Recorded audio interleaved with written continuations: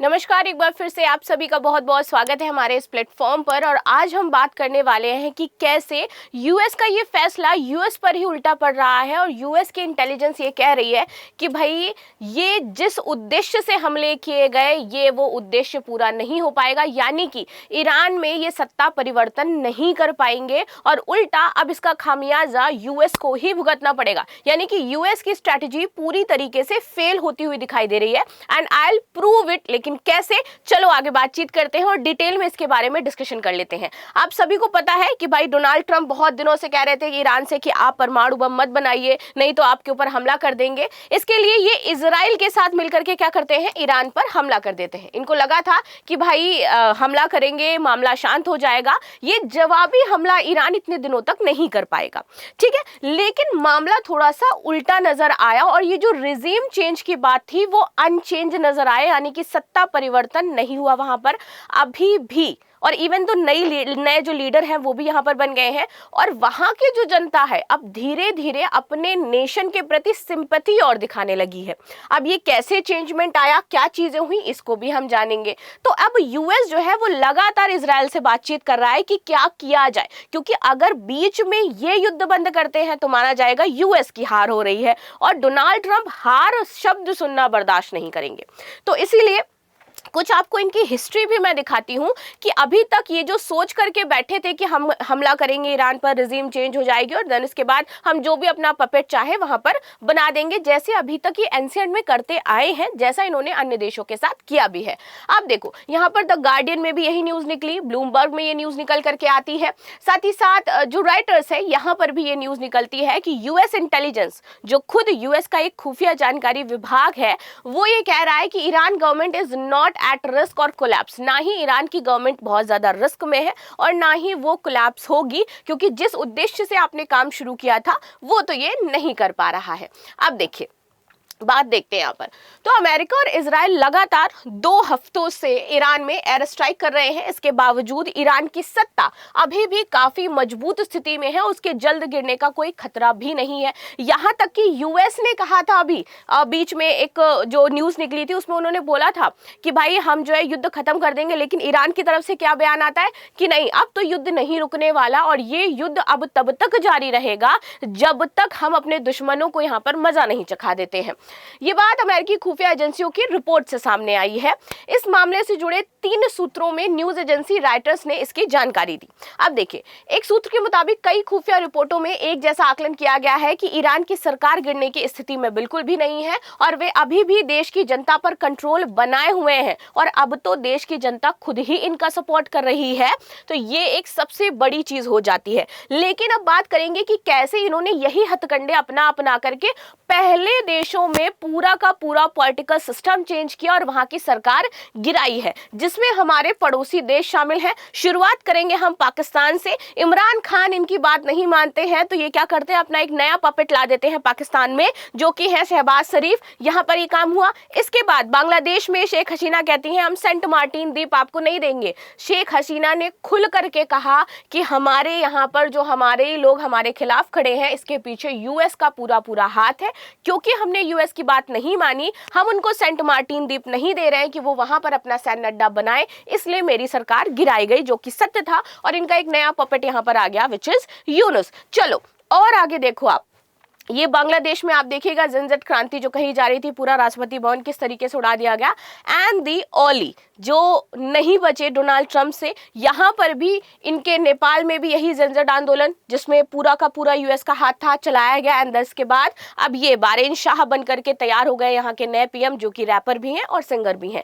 तो ये हमारे पड़ोसी देशों में जिस तरीके से इन्होंने रिजीम चेंज किया, इनको लगा ईरान में ये काम करेंगे और वहां की रिजीम को हम चेंज कर देंगे और कोई अपना कैंडिडेट जो हमारी बातों को सुनेगा, हमारे जो कूटनीतिक संबंध है उसके अकॉर्डिंग काम करेगा, हम उसको वहां का जो नेता है वो बना देंगे। लेकिन ऐसा ईरान में ये नहीं कर पाए।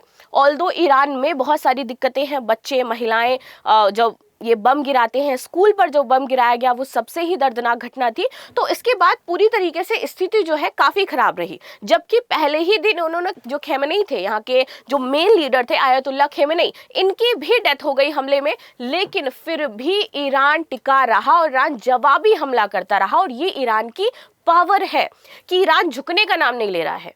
ऑल तो यहाँ पर खेमनेई की डेथ हो जाती है, लोग विराप करते हैं। बहुत सारे लोग ये भी कहते हैं कि भैया 47 साल बाद हमें यहाँ पर क्या मिली है, आजादी मिली है 47 साल बाद, और हम बहुत ज्यादा खुश हैं। हम चाहते थे कि ईरान पूरी तरीके से इस शासन से फ्री हो जाए, लेकिन अभी भी ईरान में एक ऐसे ग्रुप भी हैं जो पूरी की पूरी तरह से इनका सपोर्ट भी करते हैं। और अब यूएस के खिलाफ क्यों ईरान के लोग जाने लगे, क्योंकि जब हमले शुरू होते हैं वो अपने ही लोगों को मरता हुआ देखते हैं, तो एक नेशनलिटी की भावना होती है ना कि नहीं यार, हमारे देश में हमारे सामने बच्चे मर रहे हैं, स्कूल पर आपने हमला किया, 200 के आसपास बच्चे मर गए, महिलाएं मर गई, तो ये तो क्रूरता है ना। तो इसलिए धीरे धीरे जो इस सत्ता के खिलाफ थे ईरान में लोग, वो अब और इनके सपोर्ट में आते जा रहे हैं और नेशन स्ट्रांग बनता जा रहा है। कहते हैं ना, विपत्ति के समय देश के साथ खड़े होना सबसे बड़ी आपके लिए क्या होती है, भाग्यशाली आप है अगर आप अपने देश के लिए कुछ कर पा रहे हैं। तो वैसा ही कुछ यहाँ पर नजर आता है, और अमेरिका का ये सपना धीरे धीरे धूमिल होता जा रहा है। और इस पे अमेरिका ये नहीं कहेगा कि भाई हम हार मान रहे हैं, क्योंकि अमेरिका की तो ये आदत ही है नहीं कहना। भले ही अमेरिका हार मान रहा होगा, भले ही अमेरिका के यहाँ पर फाइटर जेट्स गिराए जा रहे हैं, उनके एयरबेस तबाह किए जा रहे हैं, लेकिन फिर भी अमेरिका क्या कह रहा है, नहीं भाई हम तो रेडी थे यहाँ पर समझौता करने के लिए, लेकिन ईरान मान ही नहीं रहा है। खैर चलो और आगे मैं बताती हूँ कि कैसे ये जो यूएस है, डोनाल्ड ट्रंप है, वो परेशान थे। इसी बीच आप देखो जो पेजेश्कियान है ये झुकने का नाम नहीं ले रहे हैं। पेजेश्कियान ने बोला कि भाई देखो, कुछ भी हो हमारे नेशन में, आप हमारे नेशन में हमला कर रहे हो, हमें समझ में आ रहा है, लेकिन हमारा देश ऐसा नहीं है जो आपके आगे झुक जाएगा। हमारी देश की सत्ता और भी ज्यादा मजबूती के साथ दोबारा खड़ी होगी और आपको करारा जवाब देगी। इसी बीच एक बड़ा टर्निंग पॉइंट आता है, वो ये होता है भाई कि ईरान का जो सम्मान माना जाता था, एक तो उनका एयर डिफेंस सिस्टम और दूसरा था यहाँ पर F-51E, ये स्ट्राइक में मारा जाता है। इनके महंगे महंगे हथियार, ईरान के सस्ते सस्ते हथियार मार करके गिरा रहे हैं। अब आप बताइए कि आपका एक महंगा जो थार्ड सिस्टम है उसको ईरान तबाह कर देता है, तो इंटरनेशनली आपके जो हथियार हैं इनके बारे में क्या मैसेज जाता है कि भाई इनके हथियार तो देखिए कितने बेकार हो जाते हैं। थार्ड को आप इतना पावरफुल बता रहे थे और थार्ड तो एक ही स्ट्राइक में खत्म हो गया यहाँ पर, राइट। तो ईरान ने एयर स्पेस में अगर हम बात करें तो वो हार नहीं मानी, इवन यूएस हार मान गया है कि एयर स्पेस में हम हमले करके तो ईरान को नहीं हरा सकते हैं। इसीलिए उसने सोचा कि कुछ हम दूसरा प्लान लेकर के आते, क्योंकि यूएस का एयर स्पेस से हमला करने का जो प्लान था वो धीरे धीरे उनको फेल होता हुआ नजर आया, और इससे हानि भी यूएस को ज्यादा हुई। जैसे कि आप देखोगे कि इनका F-15 स्ट्राइक, ये एयरक्राफ्ट जो था वो तबाह हुआ। इनका ताड़, Iran destroyed world most expensive air defence system in UAE. World का most expensive air defence system है ये ताड़, जो यूएई में तैनात था। यूएई ने यूएस से परचेज किया था, वो ईरान ने मार गिराया, राइट। ये न्यूज है हमारी, अब बकायदा आपकी निकली हुई थी न्यूज ये। नाउ अब देखो यूएस जो मिलिट्री फैसिलिटीज हैं उनको किस तरीके से ईरान ने टारगेट किया। एक जगह नहीं, हर जगह टारगेट किया है। चाहे आप सऊदी अरबिया में देख लीजिए, चाहे आप कुवैत में देखो, जॉर्डन में देखो यहाँ पर, चाहे आप इराक में इधर देख लो, ओमान में देख लो, यमेन में देख लो, हर जगह, डिजिबूती में देख लो, हर जगह इन्होंने टारगेट किया जहां जहां पर यूएस के बेस थे। तो ये दिखाता है कि भाई ईरान यूएस के आगे नहीं झुक रहा है। ईरान अभी भी मजबूत स्थिति में खड़ा हुआ है, अडिग खड़ा हुआ है, और यहाँ पर यूएस की जो नीतियां थी वो फेल होती हुई नजर आ रही हैं, और इसलिए डोनाल्ड ट्रंप अब हो गए हैं फ्रस्ट्रेट। कैसे, अभी मैं आपको बताती हूँ। कुछ दिन पहले एक न्यूज आई थी, अगर आपको याद हो, तो ईरान ने बोला हम भारत को इजाजत देते हैं कि 30 दिन के लिए वो रशिया से ऑयल परचेज कर सकता है। इसके बाद इस लिस्ट में जो भी अन्य देश थे जिस पर सैंक्शन लगा रखा था यूएस ने कि भैया आप रशिया से ऑयल परचेज नहीं करोगे, उन तबको, उन जितने भी नेशंस थे उन सबको छूट दे दी यूएस ने कि नहीं भाई, क्योंकि सारा का सारा जो ब्लेम था वो यूएस के ऊपर जा रहा है कि भाई आपकी एक जिद की वजह से देखिए पूरे वर्ल्ड में क्या सिचुएशन है। आप एक तरफ नोबेल प्राइज की मांग कर रहे हैं, दूसरी तरफ आपने तबाही मचा रखी है, और कैसे मिलेगा आपको नोबेल प्राइज अगर आप यही करते रहेंगे तो, राइट। तो इसलिए बहुत सारे नेशन मिलकर के यूएस के ऊपर हावी हो रहे हैं कि ये जो भी सिचुएशन क्रिएट की गई है ये यूएस की क्रिएट की गई है और यूएस को इसका हर्जाना भुगतना ही पड़ेगा। नाउ अब देखो, एक तरफ यूनिटी इनकी बन गई और दूसरी तरफ यूनिटी ईरान के अंदर बनती हुई नजर आई। अब देखिए, CIA working to arm Kurdish forces to spark uprising in Iran, sources. अभी एक नई चाल चलते हैं।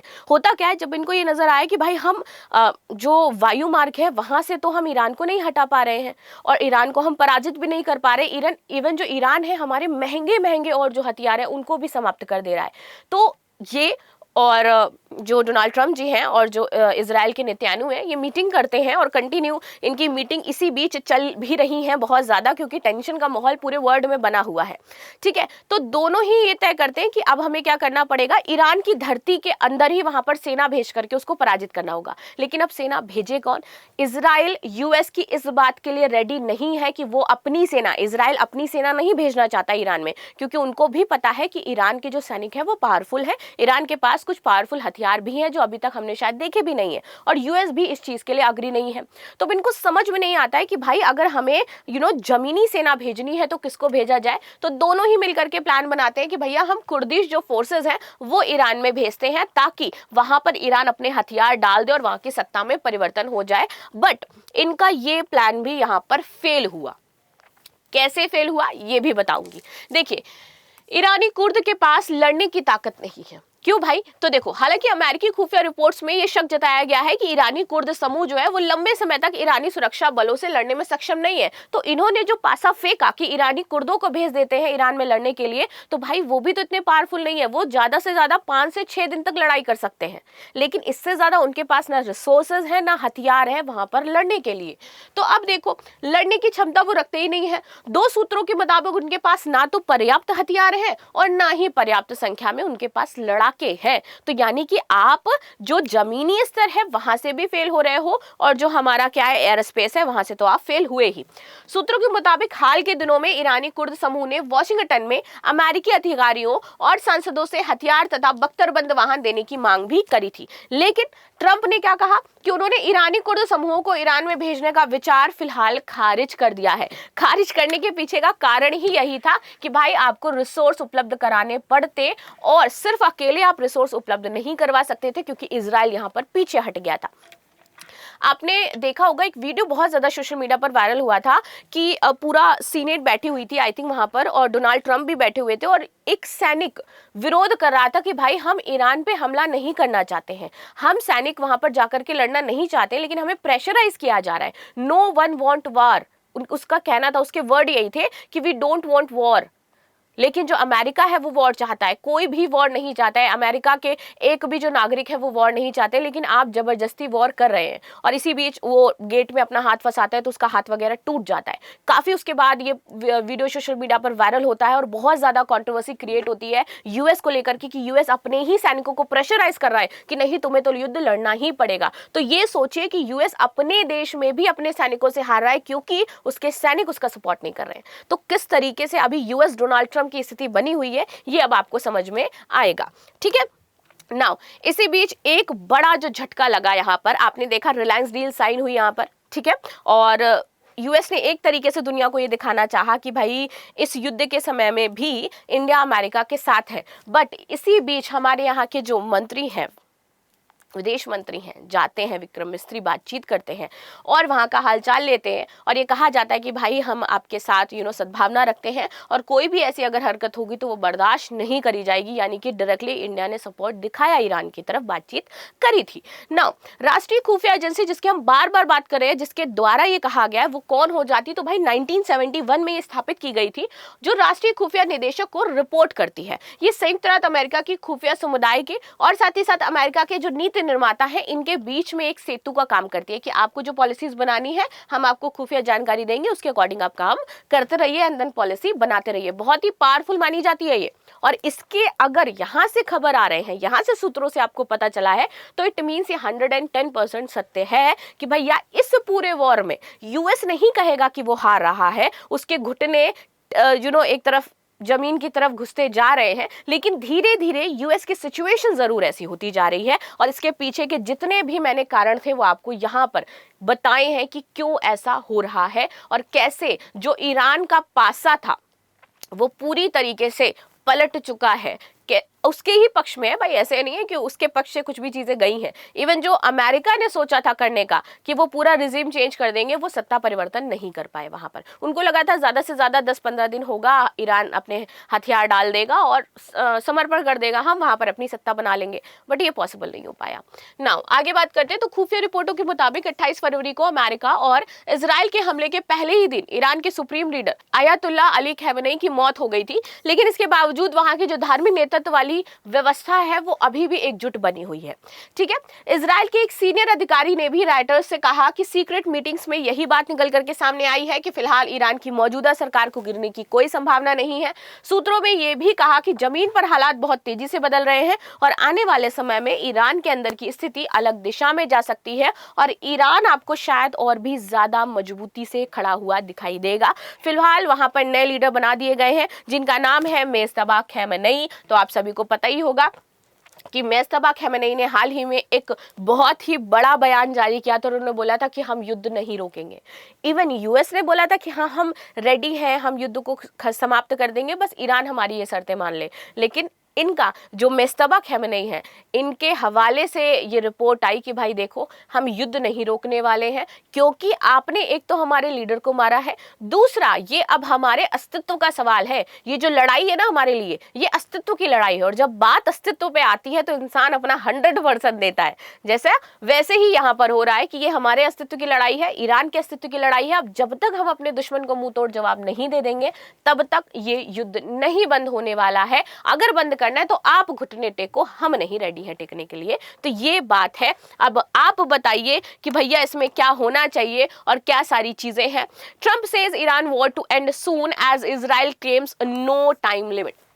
इन्होंने कह दिया भैया जितने दिन युद्ध चलना है उतने दिन युद्ध चलेगा।